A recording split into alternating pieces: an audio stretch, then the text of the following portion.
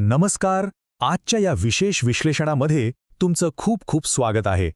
आज आपण एका अशा भन्नाट आणि खऱ्या अर्थाने गेम चेंजर ठरू शकणाऱ्या कृषी तंत्रज्ञानाबद्दल बोलणार आहोत, ज्याला आपण रुंद वरंबा म्हणजेच इंग्रजीत ब्रॉड बेड अँड फरो किंवा BBF पद्धत असं म्हणतो.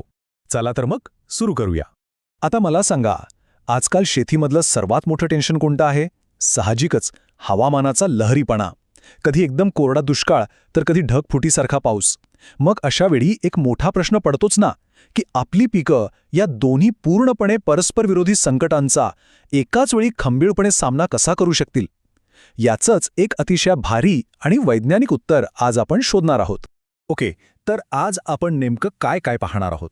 थोडक्यात सांगायचं तर पहिल्यांदा हवामानातील आव्हाने आणि उपाय, त्यानंतर BBF तंत्रज्ञान आणि त्यासाठीची उपयुक्त पिके, मग जलव्यवस्थापन आणि दुष्काळमात, आणि शेवटी मातीचे आरोग्य आणि पुढील दिशा. पटापट पुढे जाऊयात. तर आपला पहिला भाग आहे हवामानातील आव्हाने आणि त्यावरील उपाय. सर्वांत आधी हे रुंद वरंबा किंवा BBF प्रकरण नेमकं आहे तरी काय हे समजून घेणं खूप गरजेचं आहे. बघा, ही एक अशी स्मार्ट कृषी व्यवस्थापन पद्धत आहे जिचं काम अगदी स्पष्ट आहे. जर तुमची जमीन भारी असेल आणि खूप पाऊस झाला तर अतिरिक्त पाण्याचा लगेच निचरा करणं, आणि याउलट जमीन हलकी असेल तर जास्तीत जास्त काळ ओलावा टिकवून ठेवणं. म्हणजे जमीन कोणतीही असो आणि हवामान कसंही असो, हे तंत्रज्ञान त्या परिस्थितीशी अचूकपणे जुळवून घेतं आणि पिकांना एकदम भक्कम आधार देतं. आता वळूया आपल्या दुसऱ्या भागाकडे, BBF तंत्रज्ञान आणि त्यासाठीची उपयुक्त पिके. आता तुम्ही विचाराल, हे तंत्रज्ञान नक्की कोणत्या पिकांसाठी जास्त फायदेशीर आहे? तर सोयाबीन, तूर, मका, भुईमूग, कापूस आणि हरभरा यांसारख्या अत्यंत महत्त्वाच्या आणि नगदी पिकांसाठी BBF पद्धत म्हणजे एक वरदानच आहे. विशेषतः सोयाबीन, कापूस, मका आणि तूर या पिकांमध्ये जर पाण्याचं योग्य व्यवस्थापन झालं नाही तर उत्पन्नात थेट मोठी घट होऊ शकते. तिथे हे तंत्रज्ञान अगदी हुकुमाचा एक्का ठरतं.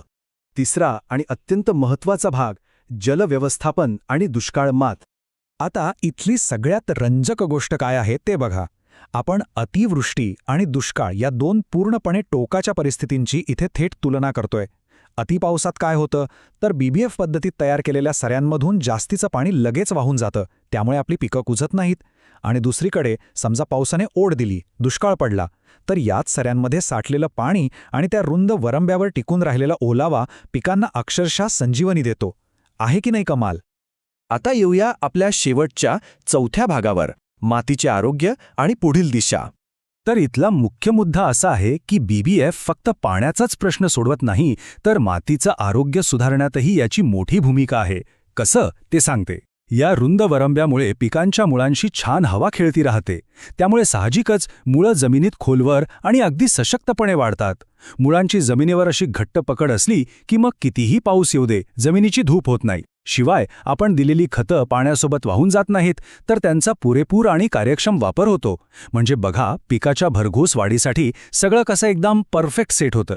थोडक्यात सांगायचं तर BBF तंत्रज्ञान हे दुष्काळात पिकांना खऱ्या अर्थाने जीवनदान देतं आणि अतिपावसात ती कुजण्यापासून वाचवतं. आजच्या बदलत्या हवामानात हे दुहेरी संरक्षण असणं ही काळाची खूप मोठी गरज आहे. अर्थात हे सगळं शेतात योग्य पद्धतीने राबवण्यासाठी आणि त्याचे 100% फायदे मिळवण्यासाठी मार्गदर्शनाची गरज असतेच. आणि म्हणूनच तुम्हाला मदत करण्यासाठी सहाय्यक कृषी अधिकारी प्रेरणा इंगळे, तालुका कृषी अधिकारी सोमनाथ साठे, मंडळ कृषी अधिकारी विलास भिसे आणि उपकृषी अधिकारी रोशन डंभारे हे सर्व अधिकारी अगदी नेहमीच तत्पर असतात.